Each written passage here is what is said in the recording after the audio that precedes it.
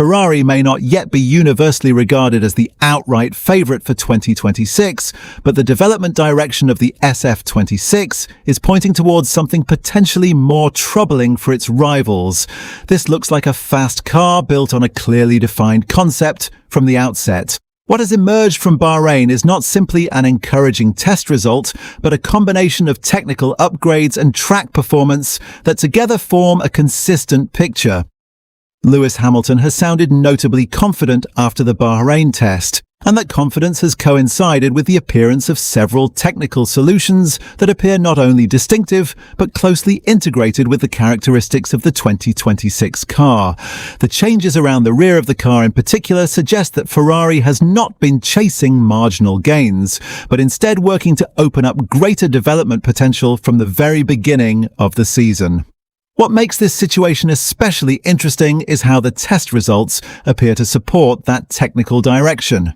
The SF-26 has looked competitive, displayed stable characteristics, and in certain areas has even hinted at an advantage. In circumstances like these, a driver's confidence often reflects a team that believes it has found a solid foundation. Mercedes and Red Bull remain the reference points in overall terms, but Ferrari increasingly looks like a team capable of shifting that balance sooner than expected. So the question now is this: are the SF-26 upgrades strong enough to turn Ferrari from contender into a genuine threat from the very first race? Anything can happen. And usually does. In 2026. If you want to understand why these developments could matter more than they first appear, make sure you're subscribed, because we're about to break it all down. The most important detail behind Ferrari's growing confidence is that the SF-26 does not appear to be evolving through isolated upgrades. Instead, what has emerged from Bahrain suggests a car built around a tightly integrated concept, particularly at the rear. Several of the most interesting developments center on how Ferrari has attempted to maximize the performance of the diffuser and rear wing within the constraints of the 2026 regulations. One of the most talked about features during the test was the small aerodynamic device mounted close to the exhaust. Ferrari refers to it as a flow turning device, and although its physical size is modest, its intended aerodynamic role is significant. Positioned near the bottom of the rear wing assembly and angled steeply upwards, the device appears designed to direct exhaust flow towards the underside of the rear wing, while also energizing the airflow exiting the diffuser. The principle is straightforward. Faster airflow beneath the rear wing lowers pressure in that region, increasing the pressure difference between the upper and lower surfaces of the wing, and therefore increasing downforce. At the same time, accelerating the airflow above the diffuser helps draw more air through the underfloor, strengthening the diffuser's effectiveness. What makes this solution particularly interesting is that it builds upon a foundation that was already present on the car. Ferrari has incorporated bodywork that effectively extends the diffuser expansion ramp further rearwards than would normally be possible. Although this extension is technically separate from the physical diffuser itself, it functions as a continuation of the diffuser airflow, allowing the underfloor to operate more efficiently and generate greater downforce. This approach has only been possible because of Ferrari's unusual mechanical layout. By positioning the differential as far back as permitted by the regulations and angling the drive shafts aggressively, Ferrari has created additional volume behind the diffuser in which aerodynamic bodywork can be installed. The regulations allow the differential to be placed up to 6 centimeters behind the rear axle line, and Ferrari has exploited that allowance fully.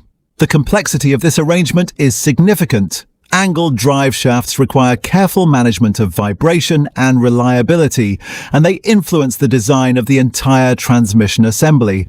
That makes the concept difficult for rival teams to replicate quickly, because copying it would require major changes to gearbox architecture rather than simple aerodynamic updates. The flow-turning device also appears well suited to the characteristics of the 2026 power units. The need to recharge electrical energy means that the internal combustion engine is often required to operate at relatively high revs, even in lower speed sections. That produces a more consistent stream of exhaust gases, allowing Ferrari to exploit exhaust flow aerodynamically across a wider range of conditions. Some observers have suggested that the concept resembles a return to the blown aerodynamic solutions seen in earlier eras of Formula One, although modern dimensional regulations still impose strict limits on how exhaust flow can be used. Ferrari's interpretation appears to operate within those limits while still extracting useful aerodynamic benefits. Further refinement has also been visible in the diffuser area itself. Ferrari has increased the size of the vanes that raise the height of the central diffuser trailing edge, a change intended to improve airflow around the rear crash structure and stabilize the central portion of the diffuser flow. Although visually subtle, such changes are often important in improving the consistency of aerodynamic performance. Taken together, these developments suggest a car that has been designed with a clear aerodynamic philosophy rather than a collection of disconnected ideas. That impression has been reinforced by another unusual solution Ferrari tested in Bahrain: a rotating rear wing flap that flips into an inverted position in straight-line mode. Rather than simply flattening to reduce drag, the flap rotates completely upside down. In this configuration, the slot gap between the rear wing elements becomes larger than it would in a conventional low-drag setting, allowing airflow to pass more freely and reducing resistance on the straights. In normal running, the wing returns to a configuration that prioritizes downforce. Although this concept may be easier for rivals to copy than the diffuser-related solutions, it illustrates the broader pattern of technical experimentation at Ferrari. The team appears willing to explore unconventional ideas where the regulations allow it. The technical direction of the SF-26 has been matched by encouraging signals on track. Charles Leclerc set the fastest time during the Bahrain test, while contributing to a total of more than 300 laps completed by the team, reinforcing the impression of a productive program. Lewis Hamilton also played a significant role in shaping the narrative of Ferrari's test. He introduced the rotating rear wing configuration and demonstrated strong launch performance during practice starts. Observers in the paddock noted particularly rapid getaways, suggesting that Ferrari may have found an effective approach to managing the demands of the new generation of cars. George Russell acknowledged that Mercedes had struggled by comparison. He admitted that his own starts during testing were worse than any he had previously experienced in Formula One, and pointed to Hamilton's practice starts as evidence of Ferrari's strength. Russell said that to win races, you've also got to get off the line quite well, adding that Hamilton had moved from near the back of the grid order to the front during a practice start simulation.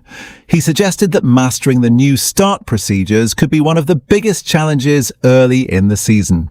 Oscar Piastri offered a similar perspective, describing the new starts as unpredictable while teams continue to learn how to manage the procedures and power delivery. He suggested that early races could feature significant variation before teams converge on more consistent solutions. These observations underline how Ferrari's apparent advantage in one specific area could have wider implications. If the SF-26 consistently launches well, that alone could influence race outcomes during the opening phase of the season. Perhaps the most significant factor, however, is the effect these developments appear to have had on Hamilton himself. He described feeling reset and refreshed after testing and insisted that he was fully committed to the project. He said that he felt more connected to the car, having been able to contribute to its development, and declared that the coming season would be one hell of a season.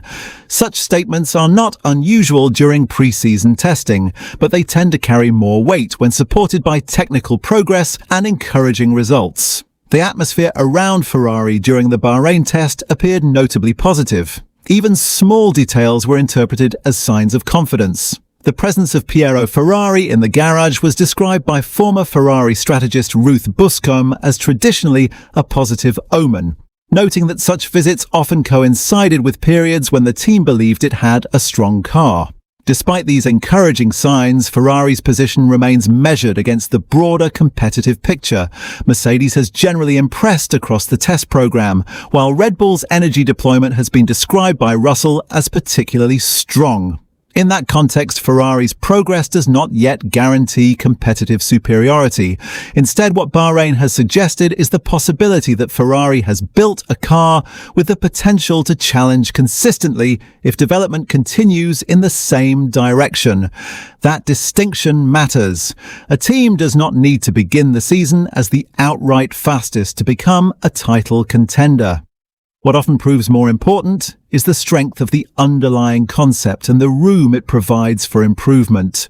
Ferrari appears to believe that the SF-26 offers exactly that. The combination of innovative aerodynamic solutions, encouraging track performance, and a confident lead driver has created a picture that is difficult to ignore. The real test, however, will come once the season begins and the competitive order becomes clearer under race conditions. So, the question now is simple. Are we looking at the early signs of a genuine Ferrari title challenge, or just another promising test that will fade once the racing starts? Let me know what you think in the comments.